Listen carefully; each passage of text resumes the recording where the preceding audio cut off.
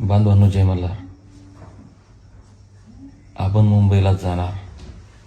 काय व्हायचं ते होईल. आपण थांबणार नाही. पूर्ण प्लॅनिंग झालेली आहे. प्रत्येक जिल्ह्यातून समाज बांधव ताकदीने निघणार आहे. फक्त माझी विनंती आहे, ज्यांना ज्यांना आम्ही मेसेज दिला ते सगळे लोक येणार आहेत. पण ज्यांना मेसेज नाही त्यांनी, जर मी पोलिसांच्या ताब्यात कुठं सापडलो आणि मला जर लाईव्ह करता नाही आलं तर त्याच्यामुळं हा अगोदरच व्हिडिओ रेकॉर्ड करून ठेवतोय. पूर्ण महाराष्ट्रामध्ये आपल्या सगळ्या कार्यकर्त्यांना सूचना गेलेल्या आहेत.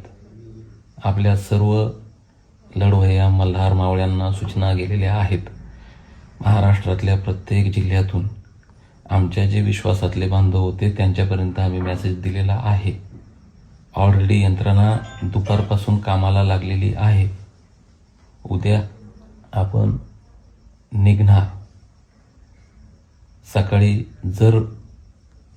मी जर आत्ता कुठं पोलिसांच्या ताब्यात सापडलो तर 10 वाजता तुम्हाला मेसेज येईल. परभणी,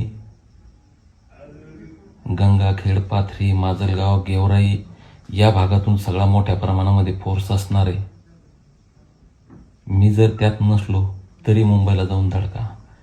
मला जर पोलिसांनी अटक केली तर महाराष्ट्रातल्या प्रत्येक पोलीस स्टेशनला तुम्ही स्वतः जेलभरो आंदोलन करा. कोर्टानं सुद्धा 28 तारीख देऊन एक प्रकारे आमच्या 2.5-3 कोटी धनगरांचा अपमान केला. खरं म्हणजे आज कोर्टानं आम्हाला एकतर परवानगी द्यायला पाहिजे होती किंवा नाकारायला पाहिजे होती. परवानगी नाकारली असती तर आम्ही विचार केला असता. 28 तारीख दिली, काय संबंध? 21 तारीख आम्ही मागतो, तुम्ही 28 तारीखला सुनावणी घेता. कशाला घेता? मजाक लावली का महाराष्ट्रातल्या 2.5-3 कोटी धनगरांची? त्याच्यामुळे बांधवांनो, आपण जाणार. आणि ज्यांनी ज्यांनी आवाहन केलेलं येण्याचं, समाजाचे नेते, ते घनश्याम बापू असतील, कोणी असतील, या सगळ्यांचंही अभिनंदन करतो की त्यांनी खऱ्या अर्थानं त्यांनी उघडं बोलले. मला इतकं बोलता येत नाही.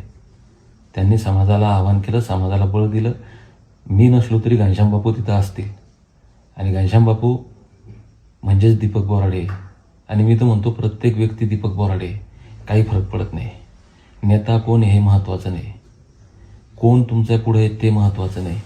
आपला लढा महत्त्वाचा आहे आणि लढा जिंकला पाहिजे. उद्या जर समजा यथाकथित बापूंना जरी कोण अटक केली पोलिसांनी, दुसरा कोणीतरी पुढे येईल.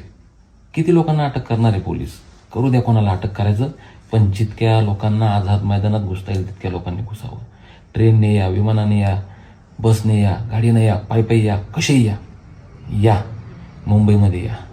मुंबई एकतर मुंबई पिवळी करू, नाही तर महाराष्ट्रातील सगळे जेल आणि पोलीस स्टेशन पिवळे करू. आपल्या भंडाऱ्यांना अटक करा, आम्हाला जाऊ शांततेच्या मार्गानं. फक्त एक विनंती आहे, कुठेही कायदा हातात घ्यायचा नाही, तोडफोड करायची नाही, जाळपोळ करायची नाही.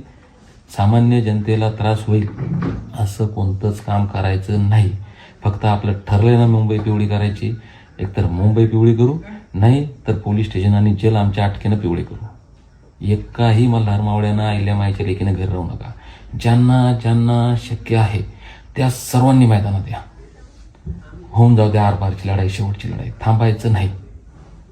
चला, येळकोट येळकोट, जय मल्हार. एक धनगर 3 कोटी धनगर. मुंबई पिवळी करायचीच. पाहू 21 तारखेला फडणवीस. सरफरोशी की तमन्ना अब हमारे दिल में है, देखना है जोर कितना बाजूए फडणवीस में है. हे फडतूस आण पोलिसांना. आता अटक कर सगळ्याला. महाराष्ट्रातल्या 3 कोटी धनगराला अटक कर.